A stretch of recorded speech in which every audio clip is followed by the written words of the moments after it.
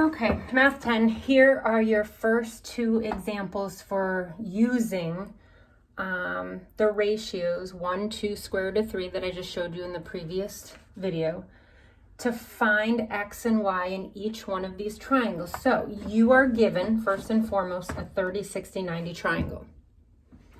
In this first example, they tell you that this side is 5.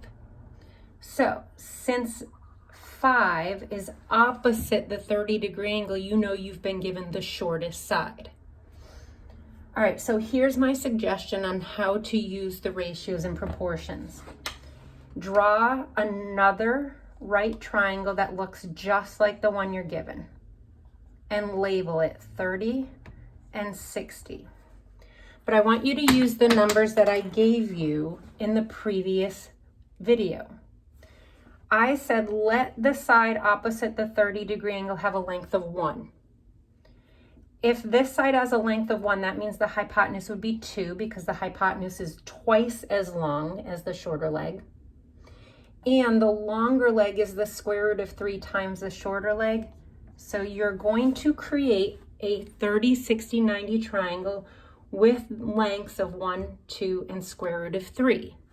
And they're side by side, so you can now set up ratios and proportions to solve for x and y. So what I want you to do is look at the sides that correspond.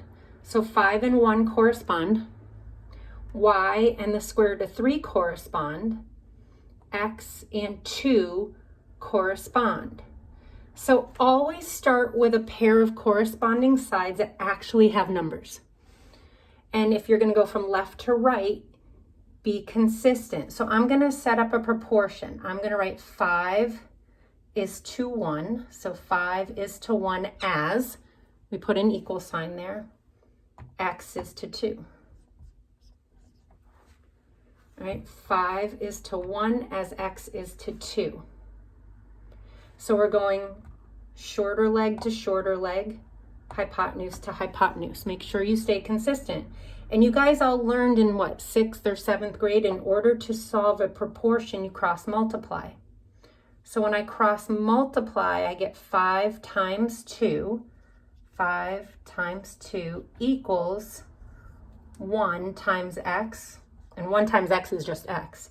5 times 2 is 10, so you now know x is 10. So the hypotenuse right here, we now know is 10. And you could do that in your head. If you know the hypotenuse is twice the shorter leg, isn't 10 2 times 5?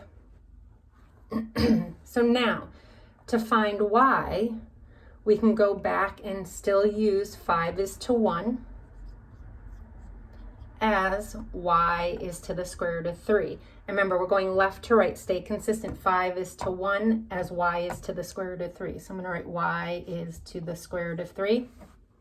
And again, you need to cross multiply when you solve a proportion. So 5 times the square root of 3 is just 5 square roots of 3.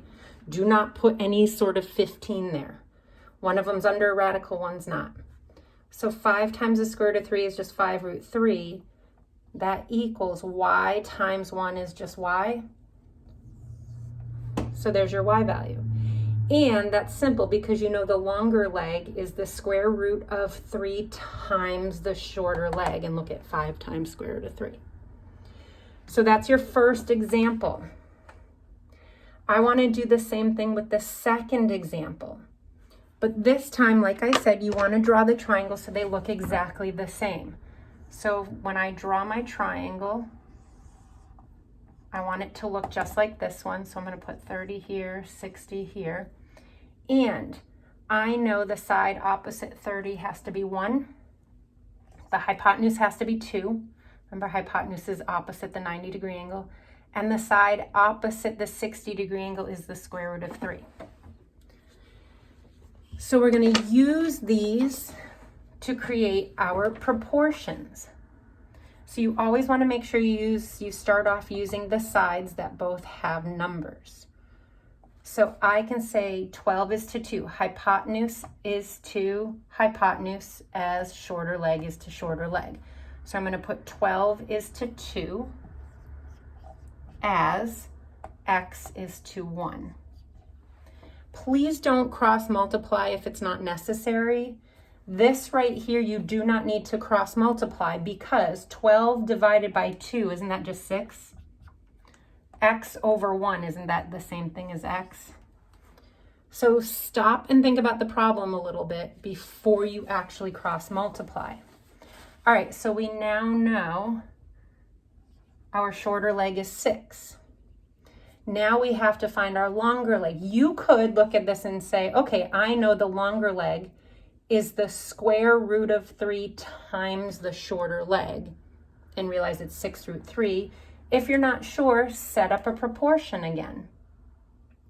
So you can do 12 is to 2, or you can do 6 is to 1. It doesn't matter which pair of numbers you use. So let's say we do 12 is to 2 again. So 12 is to 2, 12 is to 2 as y is to the square root of 3. Before I cross multiply, I'm going to do the same thing I did before. I'm going to reduce 12 over 2.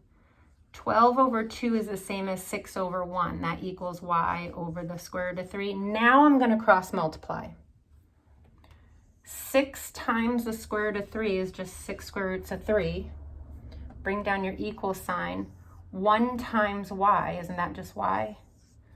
So you now know y is 6 root 3.